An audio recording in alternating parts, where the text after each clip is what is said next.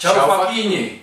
Takže v dnešním videu se dozvíte, proč jsme vlastně vznikli. Takže vlastně nejde o to, kdo čím přijede a jak to má snížený, ale jde o to, jaká panuje atmosféra na srazu. A přesně o tom to je. Naším cílem je, aby když přijede 10 aut a z nich vystoupí 20 lidí, aby těch 20 lidí si mělo o čem povídat mezi sebou, každý s každým, aby to nebylo rozdělené na skupinky, po 3, po 5, po 20. Takže doufám, že si to zapamatuješ. Že nás nebude zbytečně hejtit za vysoký nebo nesnížený auta. Přesně tak.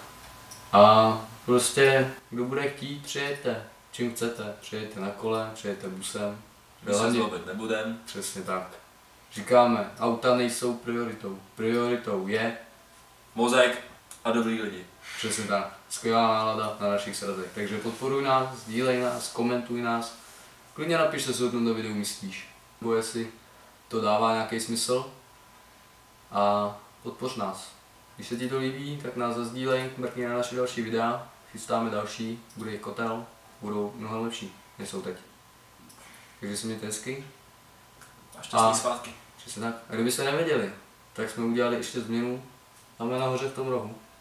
Bliká nebo svítí naše logo. Takže když na něj klikneš, tak se rychle dostaneš ke všem videím. Nemusíš je hledat. Takže mějte se hezky. Čau. Čau.